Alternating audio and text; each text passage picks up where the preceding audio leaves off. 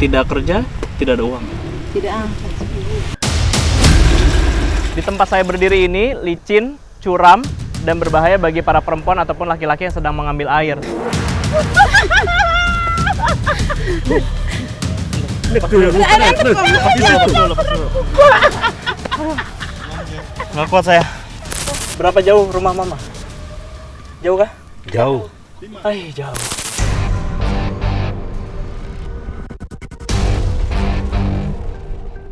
Selagi saya masih hidup, tidak akan bisa pernah terjadi. Dan itu juga mengancam keberadaan hutan adat itu.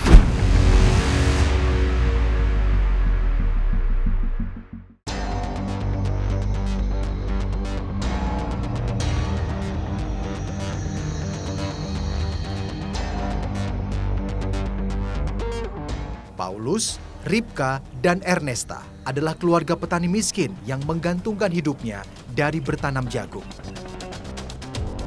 Mereka tinggal di Kecamatan Kodi Utara, Kabupaten Sumba Barat Daya. Untuk menambah penghasilan, mereka membuat garam tradisional sejak 3 tahun lalu, berlokasi di tebing batu yang berbatasan langsung dengan laut di sekitar Pantai Huma. Ketika bekerja membuat garam, mereka sengaja menginap. Untuk beristirahat, mereka membangun gubuk sederhana yang juga menjadi lokasi memasak garam dengan bantuan alat seadanya. Ernesta adalah anak pertama dari Paulus dan Ripka. Usianya 40 tahun.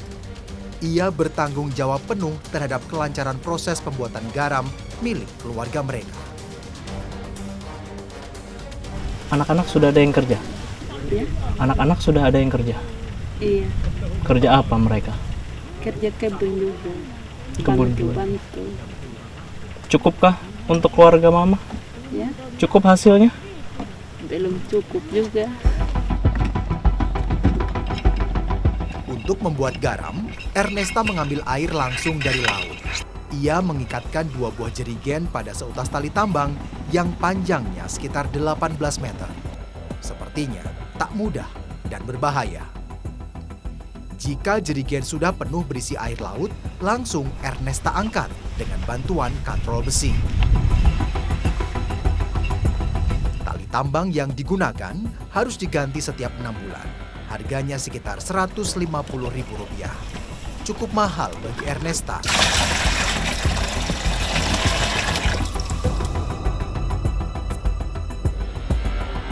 Di tempat saya berdiri ini licin, curam, dan berbahaya bagi para perempuan ataupun laki-laki yang sedang mengambil air. Tapi ini satu-satunya tempat bagi mereka untuk mencari air laut sebagai bahan dasar garam.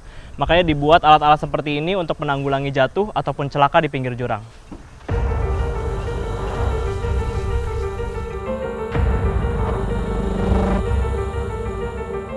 Air laut dalam jerigen-jerigen berukuran 30 liter lalu dibawa untuk dimasak dalam wadah khusus. Jika airnya mulai berkurang karena menguap, Ernesta harus segera mengisinya kembali.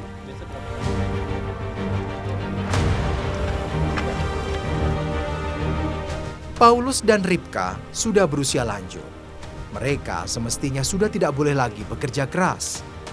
Namun apa daya, himpitan kemiskinan membuat mereka tak punya pilihan. Apalagi 11 anaknya juga tak bisa diandalkan.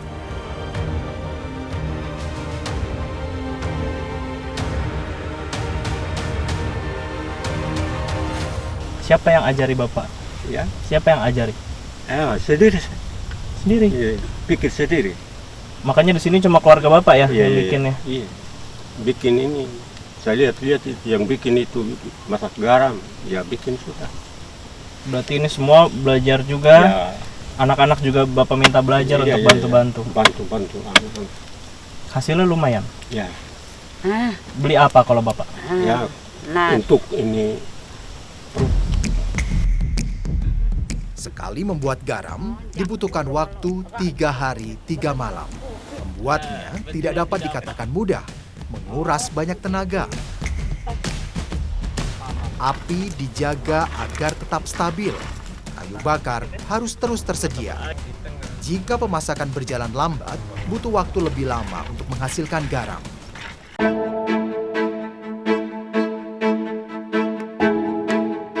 Kemiskinan memang lekat dengan kehidupan masyarakat Kodi Utara. Tak banyak komoditas pertanian yang bisa hidup di tanah tandus. Jagung satu di antaranya. Dalam setahun, hanya 3 bulan mereka merasakan musim penghujan. Sisanya kemarau yang berkepanjangan. Untuk bertahan hidup, warga Kodi Utara harus pandai-pandai menyimpan cadangan makanan miliknya. Jika ada uang lebih, mereka bisa membeli beras. Tapi seringkali hanya jagung yang menjadi pengganjal perut.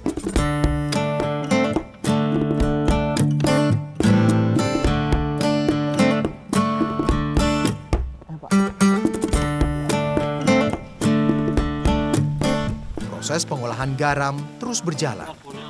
Hari terakhir, biasanya garam telah siap dikerok. Paulus lalu menumpuk garam ke bagian tengah wadah pembakaran. Panas ya Pak? Prosesnya sudah mau selesai, artinya sedikit lagi kita bisa mendapatkan uang untuk Bapak nanti belikan sembako dan juga bahan-bahan lain yang diperlukan gitu. Tapi untuk bisa makan sehari-hari mereka minimal bekerja 3 malam. Itu minimal ya Pak ya? Bisa lebih dari seminggu kalau misalnya garamnya belum jadi. Karena mereka sangat tergantung dengan hasil garam ini untuk bisa hidup sehari-hari. Garam yang sudah hampir kering kami pindahkan ke dalam karung agar airnya menetes. Sebisa mungkin garam harus kering betul jika ingin harganya bagus.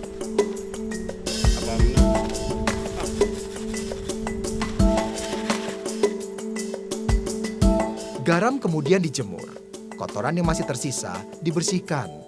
Garam berkualitas bagus, warnanya putih bersih. Proses peras dan jemur membuat warna garam semakin putih tanpa bahan kimia tambahan. Harganya menjadi semakin mahal.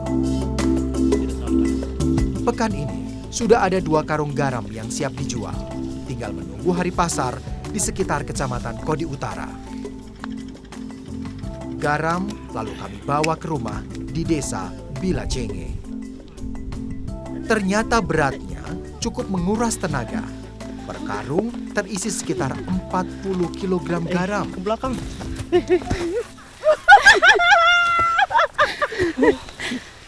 Lepas dulu. Lepas dulu. Nggak kuat saya. Taruh dulu Pak, taruh dulu aja. Di situ. Oh iya. Biar nggak kotor ya. Ya.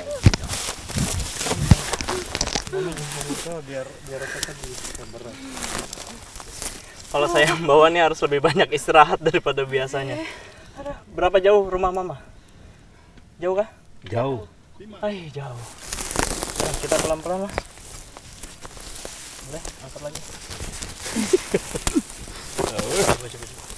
Coba ganti pundak mungkin bisa. Saya bukan yang bawa ini.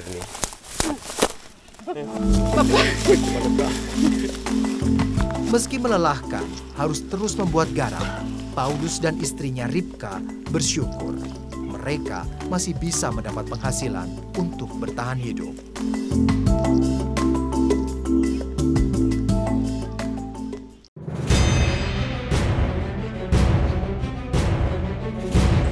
Selagi saya masih hidup, tidak akan bisa pernah terjadi.